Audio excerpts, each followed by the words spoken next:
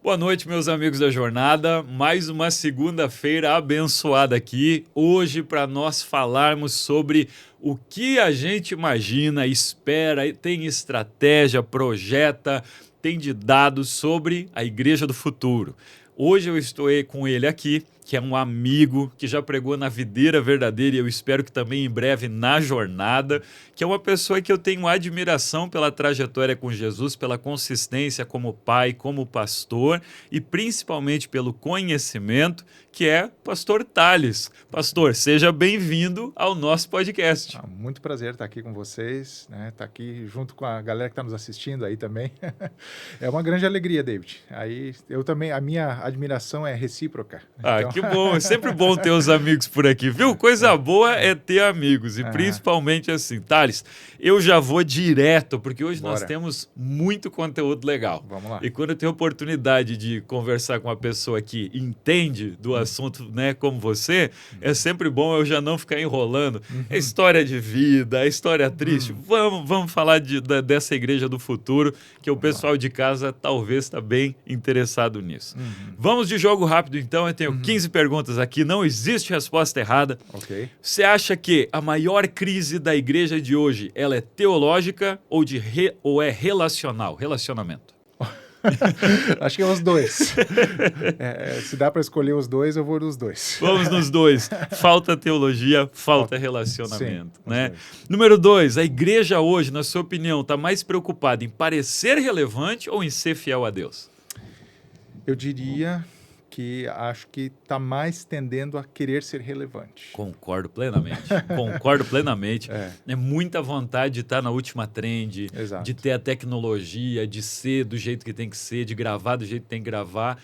E a essência é uma coisa que a gente tem que brigar por ela, né? Exato. Eu sempre digo, comprar uma tela de LED é só botar dinheiro, criar essência nas pessoas é outra parada. Ah, com certeza, né? com certeza. Número 3, Thales, discipulado profundo ou crescimento rápido? Qual vem primeiro? Essa tá fácil. Tá fácil. Vou de discipulado profundo. Discipulado profundo. Eu lembro que na pandemia, você teve um momento em que você teve que fazer o discipulado com os jovens pelo Zoom. Sim. Né? E eu lembro que a gente compartilhou como era desafiador gerar um discipulado profundo sem poder ter mesa, né? Exatamente. Vida na vida. Com certeza. Foi uma época desafiadora para todos, né? E para nós também. Eu acho que o elemento de estar frente a frente, realmente ou compartilhando uma mesa, né? Como nós estamos fazendo hoje, é essencial. Tem um peso diferente. Né? Claro que a gente fazia como dava, mas é muito diferente. É diferente. Número 4, Thales, o que afasta mais as pessoas? Né? Tem duas opções ruins aqui, tá, Thales? O que afasta mais? Hipocrisia ou indiferença? Pegamos ele, Matheus, pegamos! Essa é difícil, eu confesso. Difícil.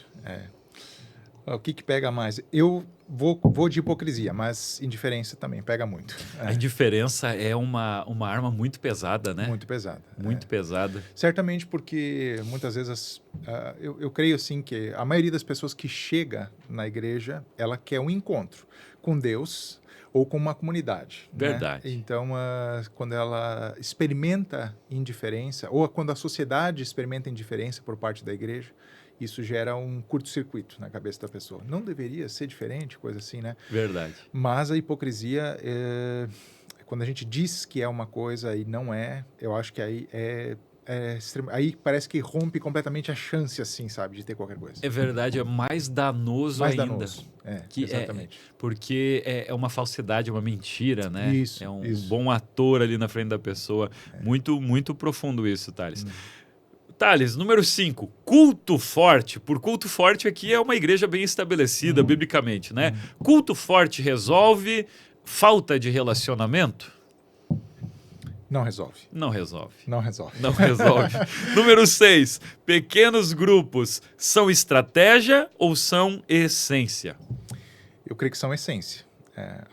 Pode até variar, digamos assim, quando a gente fala pequeno grupo, às vezes está muito associado a um modelo específico. Pode variar, pode não ser exatamente isso, mas a vida relacional comunitária é a essência. diria. Essência. Jesus viveu muito isso, né? Exatamente. Vida na vida, mesa e dividir comida. Isso. Não é à toa que o cristão gosta tanto de se alimentar em grupo, né? Com certeza. Com certeza. Número 7. A polarização política entrou na igreja ou, na sua opinião, a igreja entrou na polarização política? Acho que é uma via de mão dupla ali. Acho que as duas coisas aconteceram. Acho que nós bebemos da cultura, né? Sempre somos influenciados pela cultura.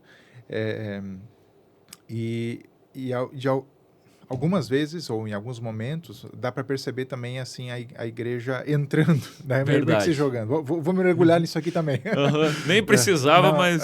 tô indo. Tô indo. Exato. Eu lembro que como essa cultura, ela mudou, eu percebi muito pela rede social. Sim. Lá em 2013, a gente olhava... Tinha uma época, quando eu era criança, que política era uma coisa chata, tudo era politicagem, a gente não se envolve, isso é muito complexo. Então, a política ela só existia. E quem era muito entendido, esclarecido, permeava esse mundo, entrava nele. Aí depois, com o passar do tempo, a Dilma, né, promoveu muitos memes. Né? Ela é uma exportadora de memes. E aí, nessa época, a política ela virou uma coisa mais cômica. Então, você tinha muita coisa em Facebook, né, citações e tudo mais. E a partir ali de 2016, 17 por ali, parecia que o grande público começou a se envolver e ter opiniões, e depois começou a brigar, e depois começou até a se dividir conforme a própria opinião que a pessoa tinha. Virou né? paixão, né? Virou uma paixão. Uma paixão, uma religião, dá para dizer até. Nossa, assim, tem gente que a gente vê que já está num ponto de idolatria, assim, que se não for fulano... Quem não for do time de tal político não serve. Isso, né? exatamente. É uma coisa muito triste para as igrejas. Vamos lá, então. É possível manter verdade sem parecer intolerante? É possível nós, como cristãos, nos nossos discursos, mantermos essa verdade sem parecer intolerante? Eu creio que sim.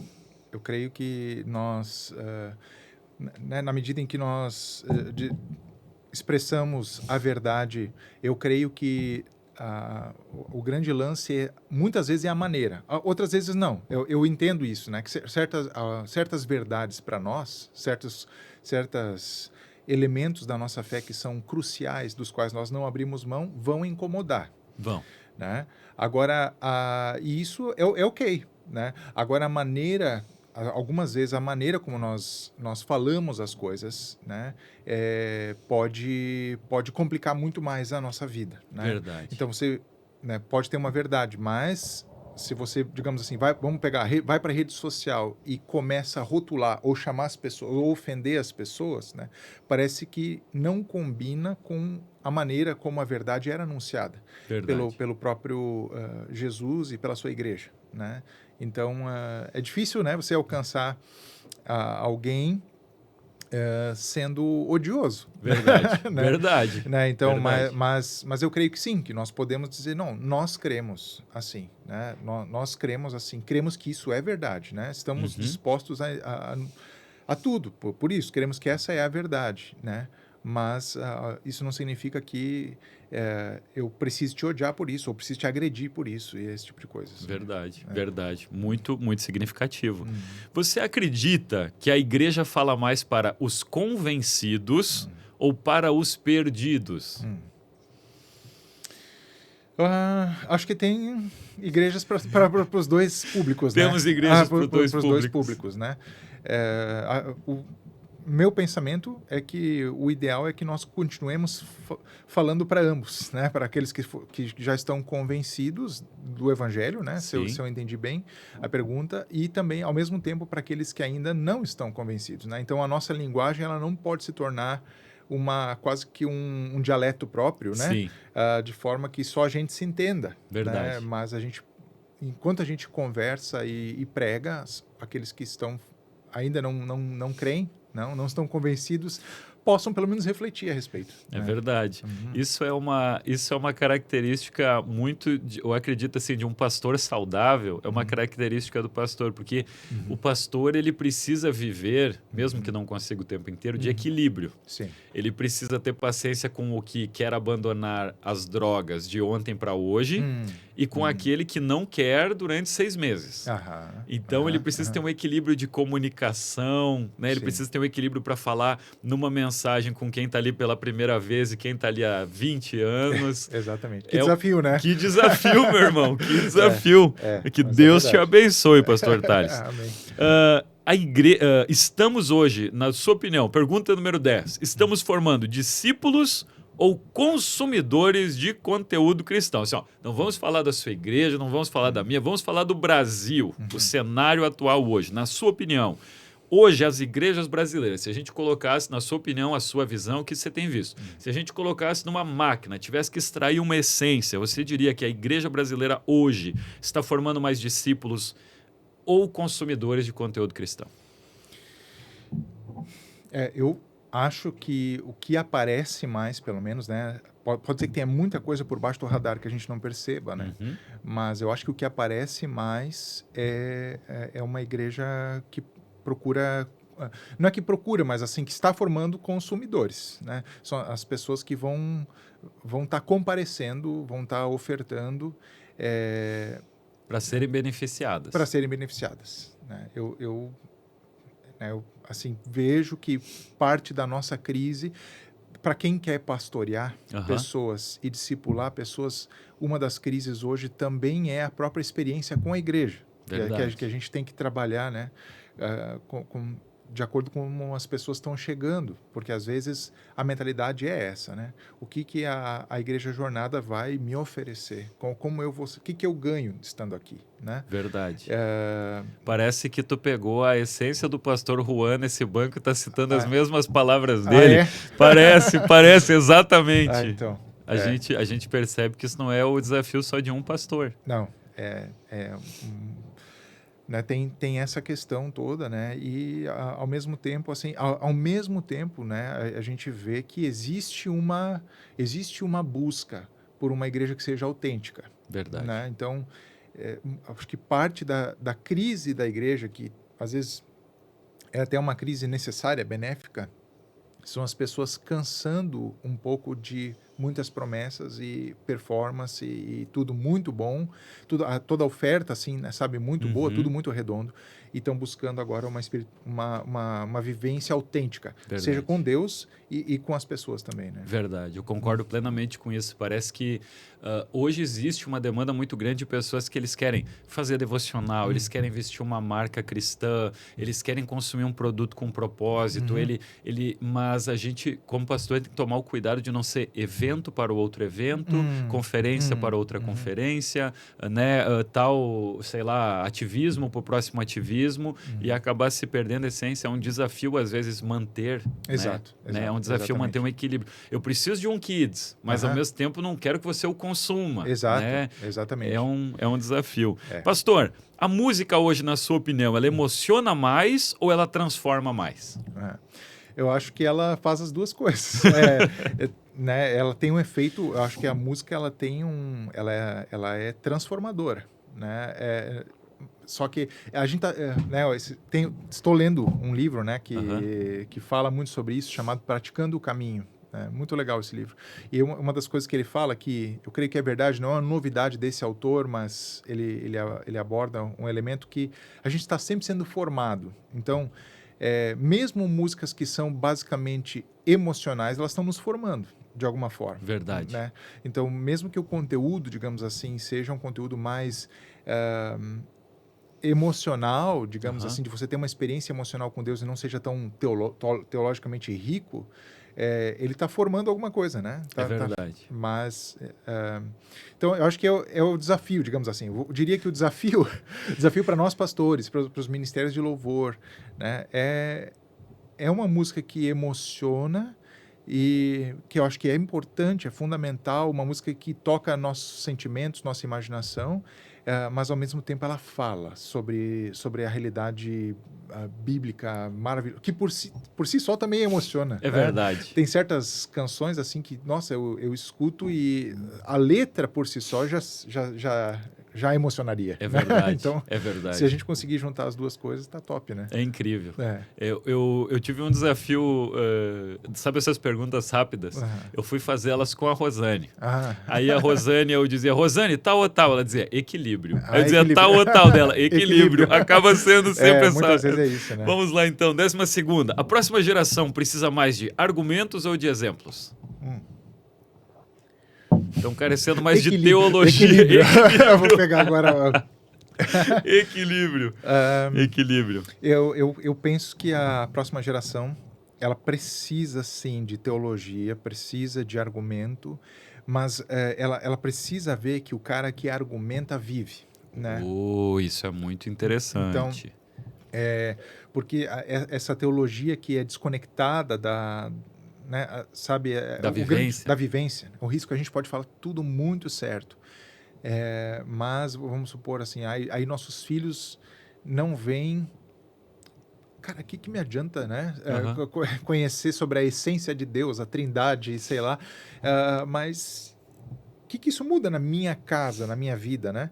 Então, não que eu esteja dizendo que as coisas assim que são mais do âmbito intelectual, né, não sejam importantes. São muito importantes, mas precisa, de novo, eu creio assim, haver uma junção. Precisamos ser teológicos, precisamos ter uma tradição rica de ensino bíblica, né? Mas ao mesmo tempo precisa ser transformadora, né? Amém, amém, precisa mesmo. E você acha que o maior risco para o futuro da igreja, a gente está entrando no futuro da igreja, olha só, o maior risco para o futuro da igreja, você acredita assim que é uma acomodação, né, por parte das pessoas de dizer eu estou aqui consumindo, vim aqui, fiz minha parte, ou você acredita que seja uma adaptação exagerada? Agora todo mundo tem que ter, sei lá, tela de LED, mídia, live e kids grande né, e pager para ver se o bebê está chorando. Sabe aquela adaptação muito grande que agora todo mundo tem, também tenho que ter, tenho que fazer. Qual dos dois você acredita que seja um risco pro futuro da igreja? Uma acomodação de não sair do banco ou uma adaptação exagerada? Eu penso que o maior risco, né, digamos assim, para a igreja, eu diria que, assim, depende um pouco do quanto isso vai comprometer o nosso seguimento a Jesus, né? Eu talvez assim diria que antes, né, disso tudo tá assim, se o conforto da igreja me domesticar na minha relação com Jesus e na minha fidelidade a Ele, isso vai ser muito prejudicial, né? Porque pode ser, vamos dizer assim, pode ser uma igreja muito bonita, tecnológica, pode ser uma igreja com tudo funcionando bem, com um padrão de excelência alto, e ainda assim ser uma igreja que vai, na sua vivência do dia a dia, porque a igreja são pessoas, vai estar zelando por uma vida com Jesus, né? E vai ser uma igreja extremamente comprometida com o evangelho. Como às vezes também pode ser vazia e não tem essência nenhuma de Jesus, né? Só uma performance no palco domingo, só um show, a pessoa só assiste e não aprende às vezes, exatamente. E, né, vamos supor assim, uma igreja que, não, nós vamos tirar tudo, vamos ser minimalistas, essenciais, qualquer termo que a gente queira usar, né? Vai ser o mais simples. Aqui o pessoal vai sofrer, né? Tipo assim, e mesmo assim pode ser também uma performance, né? Então, para mim, assim, o maior risco está, na verdade, na relação com Jesus, com o Cristo, com aquele que é o Senhor da igreja, né? Então, essas estruturas eu creio que tem a ver, às vezes realmente por motivos errados que elas são colocadas, né? Adaptação demais por essência errada. Exatamente. né? Mas, às vezes, dentro de um contexto, vamos pegar assim uma cidade em que você entra no supermercado, é tudo organizado, tudo bonito, tem ar-condicionado, tal. Aí então, mas daí quando você, vamos supor, entra no local de reunião da igreja, não, é tudo meio largado, sabe? Coisa Sim. assim. Isso também pode gerar um impacto negativo, né? Aquilo não fala tanto com a gente, mas gera um impacto, não conversa com a pessoa que a gente quer atrair. Exatamente. O Davi Lago, tinha uma reunião com ele de lideranças e ele falou uma coisa muito interessante. Ele disse que quando a gente quer evangelizar uma cidade, primeiro, antes, a gente deveria olhar as paredes da cidade, porque elas falam muito sobre como nós deveríamos construir igrejas ou Olha evangelizar pessoas. Ele disse, Porto Alegre tem muita pichação, né? Ele disse, tem outros lugares que é tudo muito alinhado, outros que tem muito jardim. Ele disse, então isso fala muito também sobre o nosso evangelismo às vezes, né? E aí ele fez toda uma situação a Paulo que outra hora eu te conto, senão vai faltar tempo. Show de bola. Vamos para a última pergunta então. Se você tivesse que cortar uma prática da igreja, se tu tivesse uma faca aí, pudesse tirar um pecado da igreja que você acha que é muito maléfico para o corpo de Cristo, para ela sobreviver ao futuro, qual seria? Uau! É um poder muito grande, meu irmão. Muito Poder grande. muito grande. Uma prática da igreja, para cortar, né? Para fazer a coisa... Uma só. Uma só. Uma- Fazer a coisa... Ó, esse problema vocês não têm mais. Cara, eu assim, acho que talvez seja um pouco genérico, né? Mas talvez o individualismo, né? A ideia de que o indivíduo, com as suas preferências e tal, deve estar acima de tudo. Não que não tenha um espaço para isso, mas é individualismo, né? Sim. Não é o indivíduo Sim, em si. individualismo. É. Thales, vamos então lá às Vamos lá. perguntas. Agora, ó, agora o bicho vai pegar, como diz as pessoas. Já estou suando aqui no aquecimento. Então, as pesquisas do Pew Research Center mostram que cerca de 35% das pessoas mudaram de filiação religiosa ao longo da vida. Na tua visão pastoral, isso revela uma crise de identidade da igreja ou uma oportunidade de redescoberta do evangelho? É muito interessante. Ao longo do ano passado, especialmente, eu tive contato com um material chamado O Surpreendente Renascimento da Fé em Deus. É um podcast, né? Um cara organizou um podcast falando sobre isso, ele foi fazendo pesquisas, né? E, de fato, isso é um fato, né? O que essa pesquisa mostrou é a realidade que todos estão observando e estão comentando sobre ela. Mas um dado interessante disso é que, né, talvez em contrapartida, é o interesse pelas coisas de Deus, que parece estar voltando. Verdade. Né? Então, a crise parece ser muito mais com a desconfiança com a instituição, Verdade. a desconfiança com lideranças institucionalizadas, né? E também com performance, esse tipo de coisa que a gente estava falando agora há pouco, né? Então, existe uma crise, sim. As pessoas estão, sabe, não estão mais assim... Um pouquinho saturadas e desconfiadas, Exato. mas no bom sentido. No bom sentido. Eu creio que é uma crise, mas ao mesmo tempo é uma oportunidade, né? E interessante, né? Uma coisa assim que muitas né, dos jovens, inclusive, buscando expressões de fé bastante tradicionais. Verdade. Até, né? Sabe? E se alinhando assim, onde igreja é difícil. Em que você tem que passar muito tempo de pé, em que você tem que ler muita coisa, em que é difícil ser membro. É verdade? É verdade. Interessante isso, né? Então, eu creio que é uma crise, mas que é boa. Eu creio que essas coisas, assim, também talvez é um mover de Deus, assim, sabe? Para a gente repensar algumas coisas como igreja, né?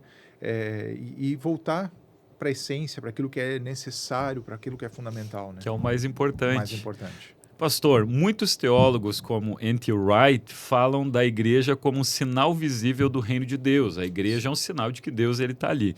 O que na prática precisa hoje mudar para que a igreja seja mais um sinal do reino do que apenas uma instituição religiosa? Para o futuro, o que você acha que precisa mudar na igreja?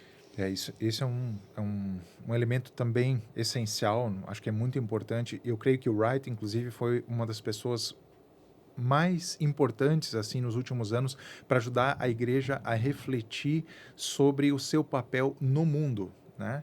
Porque eu tive um tanto dessa experiência de igreja, eu acredito que tu também, em que basicamente o foco era o seguro pós-vida, né? Ou tipo, o seguro de morte, o seguro, sabe? Assim, a questão era ir para o céu. Verdade. Quando... O próprio Gustavo Paiva uma vez pregou pra gente um negócio de liderança que a gente tinha ficado obcecado com salvação e tinha esquecido de todo o restante. Todo o restante, exatamente, né?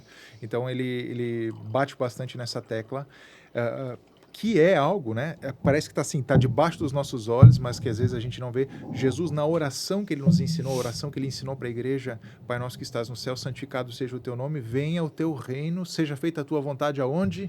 Na terra, como no céu, né? Inclusive tem uma igreja que eu acompanho bastante, que é Bridgetown Church em Portland, nos Estados Unidos. O slogan da igreja foi basicamente assim: in Portland como no céu, né? Muito bom, né? um bom Porque lembrete. a ideia, né, é basicamente de uma igreja que está vivendo o reino, que é um sinal visível do reino de Deus, né?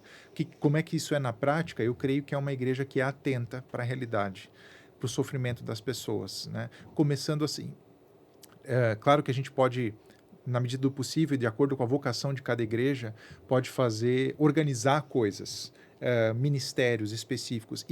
E, na verdade, a gente precisa dizer que, apesar desse foco no céu, a igreja ainda é um dos fatores, dos elementos da sociedade que mais faz. A igreja está lá nos becos, a igreja está nas favelas, a igreja está entre os mais pobres, entre os pobres, né? É do cristianismo que, ao longo de todo esse período de 2000 anos, surgiram orfanatos, hospitais, filantropia e uma série de outras coisas que a gente considera comum, mas, na verdade, isso não vem do Império Romano. Verdade, né, sabe? verdade. Nem da cultura grega. Verdade. Mas é um fator do cristianismo, né? Até tem um autor também chamado Tom Holland. Ele escreveu um livro chamado Domínio. Né? Não é o ator do Spider-Man. Boa! Não é o Homem-Aranha. Não é o ator, é o Homem-Aranha. Ele fala muito sobre isso, né? Como o cristianismo, de fato, é o ar que a gente respira hoje em dia. Tem muitas coisas que a gente julga e avalia no mundo com a característica do cristianismo. Verdade. Né? Então... E isso eu creio que o Wright e outros têm nos lembrado que a igreja ela é um povo, é a sociedade do reino de Deus, ou é uma comunidade de discípulos, a gente pode dizer.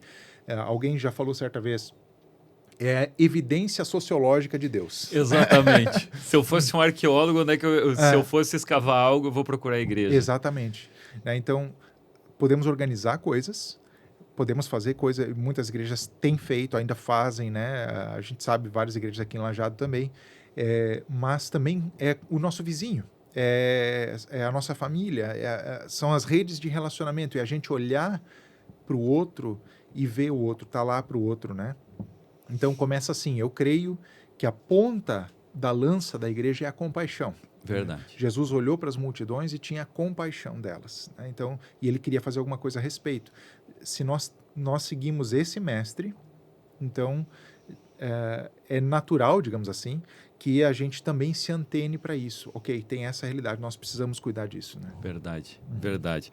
Pastor, James K. A. Smith afirma que somos formados mais por práticas e hábitos do que por informação. Né? Assim, o filho, ele vê você fazendo, ele faz também, não é só porque ele ouviu falar que, né, tem que fazer. Você acredita que as nossas igrejas estão formando discípulos ou apenas transmitindo um conteúdo? Para o futuro, o que deveria mudar imediatamente? Eu creio que imediatamente nós precisamos de práticas, né? de treinar o nosso povo em práticas bem específicas. Por exemplo, solitude. Nós vamos treinar isso. Vamos começar, sei lá, com 5 minutos por dia, que você vai aprender a ficar sozinho, simplesmente estar lá para Deus. E é um desafio, né? É um desafio.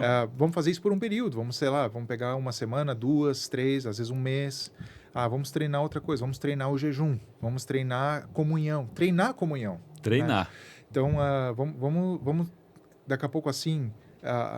ensinar a nossa comunidade a se reunir ao redor da mesa e não conversar abobrinha. É verdade, faz muito sentido. Vamos, sei lá, fazer cartinhas com perguntas, né? Tipo essas. Faz muito sentido, né? Thales. Eu vou botar isso em todos os grupos da igreja. Né? Tipo assim, vamos fazer perguntas que a gente vai falar do coração, né? Então, eu creio que as práticas, né? O Smith fala muito sobre isso e outros, né? Como Dallas Willard, né? Acho que uma leva mais recente, né? Tem o John Mark Comer, que escreveu esse livro Praticando o Caminho. Ele fala muito sobre prática, né? Então eu creio que sim, isso é um elemento. De certa forma, a gente no melhor dos casos, assim, focou muito na mente, né, no intelecto. Você precisa saber certas coisas, né? E aí você escreve a sua prova lá e se você sabe, você passa. Sim. Mas para o discípulo de Jesus, na verdade, não é isso, né? É se você vive, é se você é. Se você faz, coloque em prática. Exato. Então, esse John Mark Comer mesmo, ele fala sobre 3 elementos, né? Sobre estar com Jesus, ser como Jesus e fazer o que Jesus faz. Sim. Né? Então, esse é um elemento que eu entendo assim que é importante. Então, o que precisa mudar, eu creio que é isso. Mesmo grupos pequenos, né? Quando a gente se reúne, a gente ser uma espécie assim de uma academia, cara. O que você está treinando, David? Né?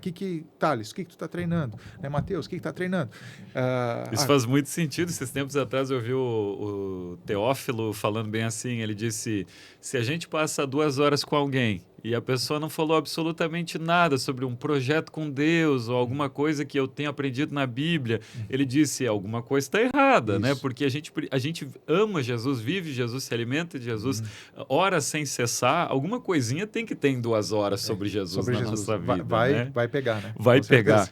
Pastor, diante do crescimento da secularização entre jovens e do aumento dos sem religião, ou até um grande perigo da igreja, que é religião e mais um pouquinho de alguma coisa, o famoso cristão do signo de touro, né? Essa é boa, né?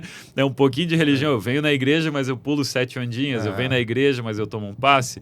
Em várias pesquisas internacionais, né? Como a igreja pode dialogar com uma geração que não rejeita Deus por ódio, mas por indiferença? Tipo, tanto faz, eu não me importo com Deus, tô nem aí para ele. Como a gente pode dialogar com esse público? Acho que um dos elementos, né, é conversar com essa geração sobre quais são as coisas que pegam para ela, né? Porque talvez eu experimentei isso numa conversa vários anos atrás já, mas assim foi até meio que um choque, né, que a gente recebe sobre um cara assim que não estava muito preocupado com a eternidade. Não que a gente não deva se preocupar, deixa bem claro isso. Preocupe-se, né, com isso. Mas assim, não era a grande questão, né? Parece que é uma geração que está se perguntando mais quem eu sou, né? Porque às vezes está tudo tão fluido em termos de identidade, etc. e tal, que a pessoa está precisando se achar, está tão perdida, né? Então, quem eu sou, como eu vou contribuir com esse mundo? Tem solução para esse negócio que eu estou vivendo, para esse mundo? Tem alguma solução para isso aqui? Ou, sabe, a gente vai aguentando dia a dia, né? Como é que a gente pode fazer? Tem alguma comunidade com a qual eu possa me envolver? Então, acho que essas são questões, né?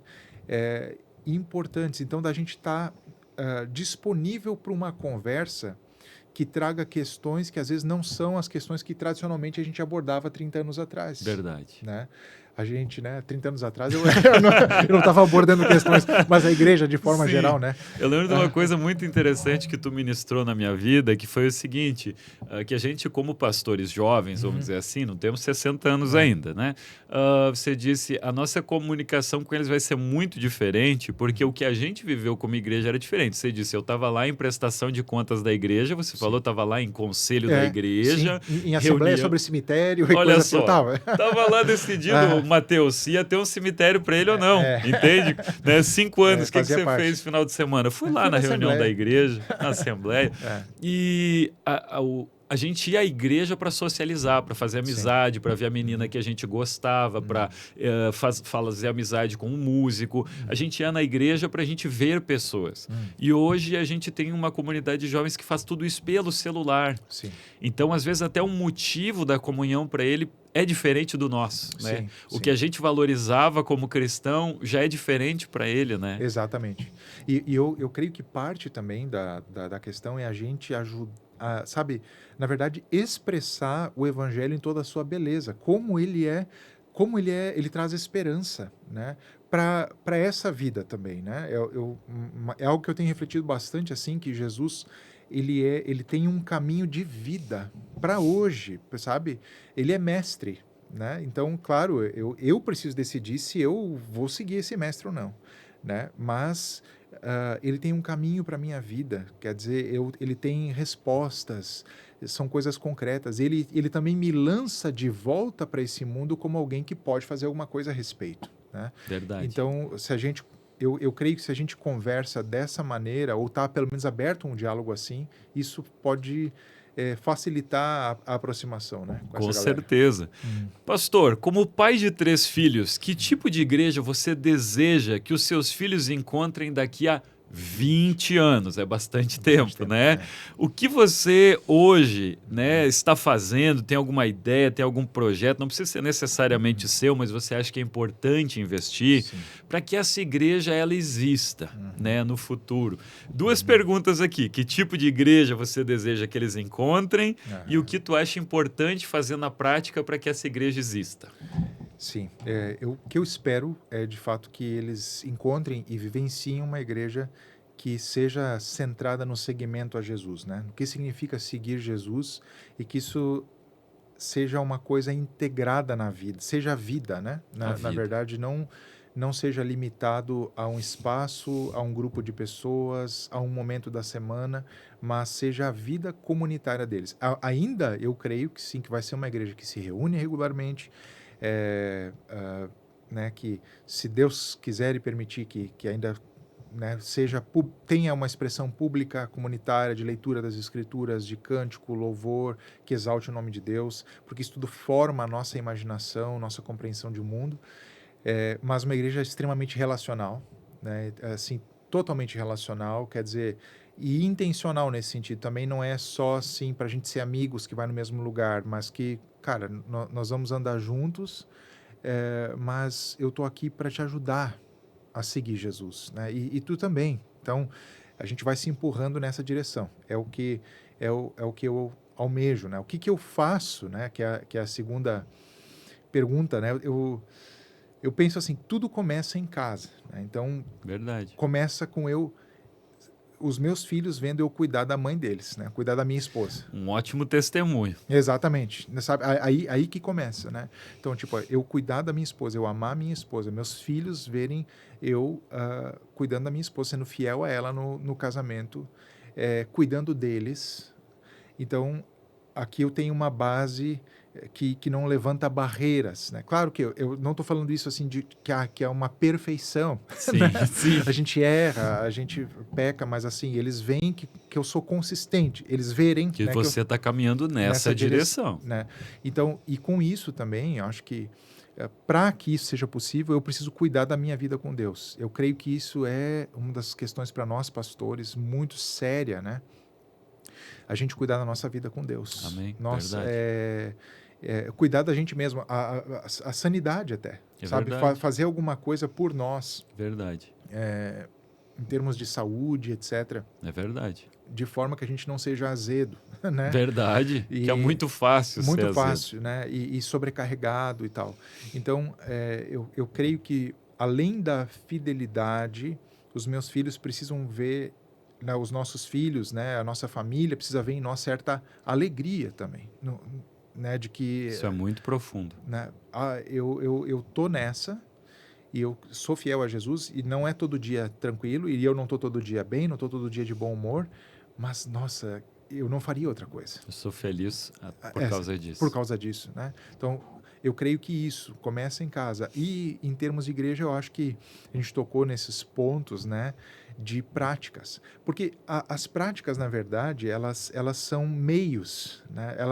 As práticas, elas nos colocam numa posição onde a gente está apto para Deus fazer em nós aquilo que a gente não consegue fazer por nós mesmos, né? Então, é fruto do Espírito. É o Espírito que gera mudança genuína na nossa vida.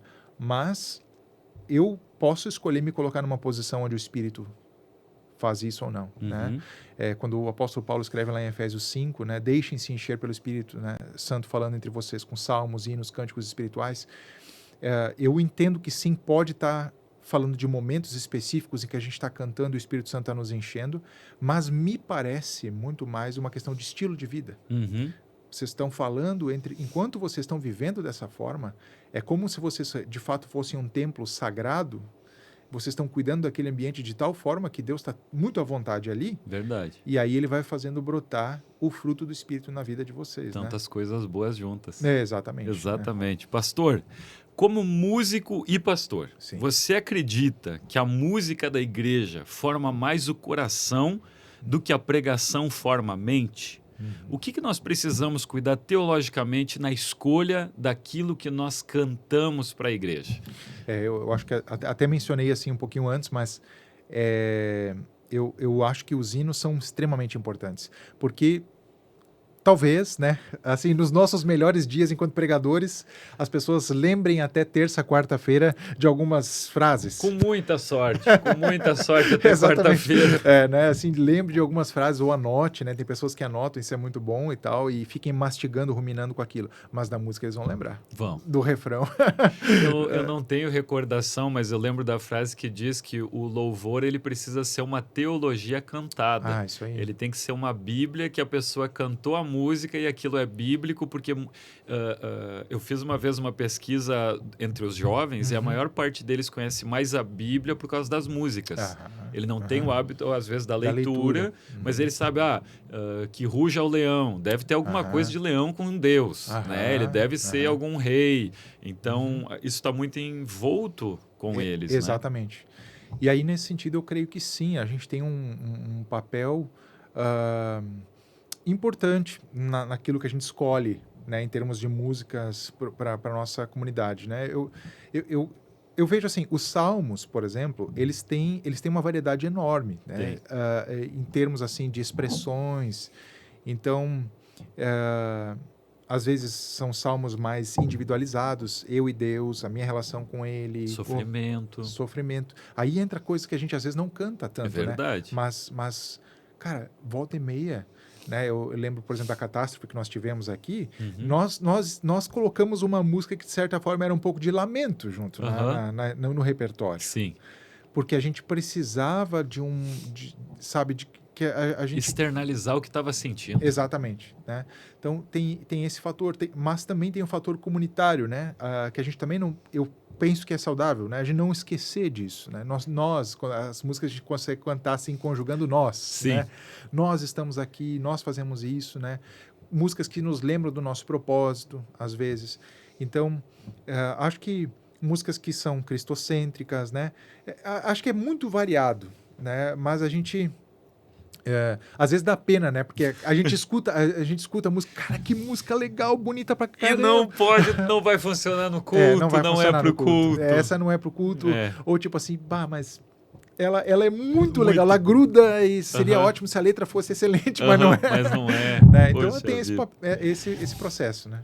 Pastor, quando surgem temas polêmicos, né, como sexualidade, política, ética contemporânea, qual deve ser o critério principal da igreja? Né? Assim, porque a gente sabe que hoje surge muito, por exemplo, no jogo de futebol teve um ato de racismo, daqui a pouco existe ali uma trend que todo mundo está falando sobre um posicionamento político, daqui a pouco surge um escândalo como, sei lá, o Jeffrey Epstein com os seus muitos... Tem coisas que hoje, por causa da internet, todos estão a par. Então, assim, quando surgem esses assuntos, né, o que a igreja do futuro deveria se focar? Ter uma relevância cultural, ter uma fidelidade bíblica, uma preservação da unidade. Como equilibrar tudo isso nesse mundo com tanta informação? Eu penso que existe uma hierarquia no sentido assim da fidelidade bíblica sendo né, tá no topo hierárquico, né? Mas a fidelidade bíblica, né, ou a verdade bíblica, ela é falada com um jeito cruciforme, quer dizer assim, né, na humildade, né? Então a gente não ser arrogante e tal. E a relevância cultural, eu muitas vezes, sério mesmo, muitas vezes eu dou graças a Deus que existem pessoas muito inteligentes que falam sobre as coisas, sabe? Assim, eu penso, cara, graças a Deus que tem, sei lá, Fulano de tal fulano de lá. tal que consegue ler a cultura, que estudou, que se posicionou e tal, né? Muitas vezes eu, sinceramente, me sinto inapto para opinar sobre Sim. coisas. Porque nem tudo a gente é especialista, pastor. Tem muito esse desafio de ter que ser especialista em tudo, né? Exatamente. Vai tomar um café com alguém, você acha que a dúvida é bíblica, a pessoa diz, mas então, como é que eu abro a minha empresa? Exatamente. Estou passando por uma crise financeira. Exato. O pastor, ele acaba sendo essa figura psicólogo, né? Um pouco de tudo encaminha para o médico que ele não é, porque às vezes é um desafio. Com certeza. Então, uma coisa que eu acho que é para todos, né? É essa coisa assim de não necessariamente tu precisa emitir uma opinião, pelo menos não tão rápido, né?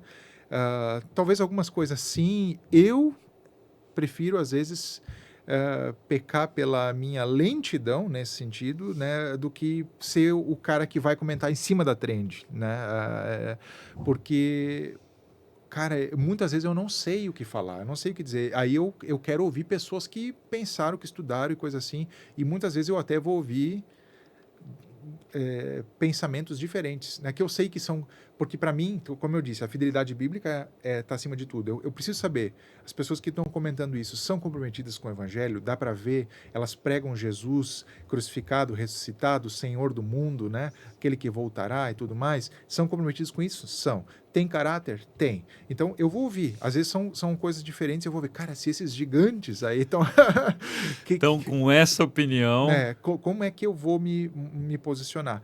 Mas eu creio que a fidelidade bíblica ela está acima, inclusive, da questão de unidade. Não dá para a gente simplesmente dizer assim, não vamos falar sobre esse assunto, não vamos tratar disso, porque senão vai dar briga. Né? Sim. Não, acho que não é por aí. Acho que tem algumas vezes que a gente diz, cara, sinto muito, eu gosto muito de ti, mas nesse ponto aqui a gente não vai caminhar junto. Né? Perfeito.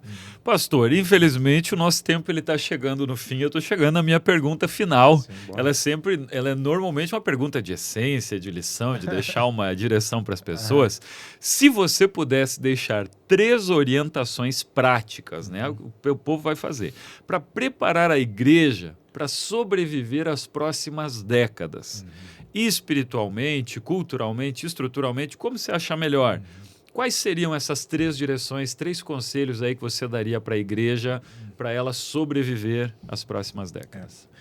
Acho que a primeira, acima de tudo, é ser fiel a Jesus. Entender que Jesus é Senhor. Ele é o Rei, né? Isso não está em disputa. E que a nossa fidelidade é a Ele. Amém. Né? Então, essa é a primeira coisa. Então, tudo que envolve isso, né? De que forma você vai obedecer a esse Rei, que é Jesus. Né? Eu creio que um segundo elemento é a comunhão. Você está envolvido... Com a mão na massa. Com a mão na massa. Você faz parte disso, né? A igreja precisa estar aberta e você saber que é uma comunidade, né? Você tá chegando, de repente, assim, é um povo, é uma família, né? Então, a gente anda juntos, né? E o terceiro elemento seria as práticas, né? Práticas. Então, quer dizer, se você quer, de fato, ser fiel a Jesus, quer viver em comunhão do melhor jeito, você precisa treinar naquilo, né? Aliás, quando eu falo em comunhão, é tanto uma questão para dentro, no sentido assim de você tá vivendo em comunidade, mas também para fora, né? No sentido de pessoas que vão ser alcançadas. Evangelístico, né? Então são pessoas alcançadas também. Mas para viver isso que a gente precisa, né? É crescer em oração, leitura bíblica, solitude, jejum, essas tantas práticas. Amém. Amém. E foram ótimos conselhos, boas direções.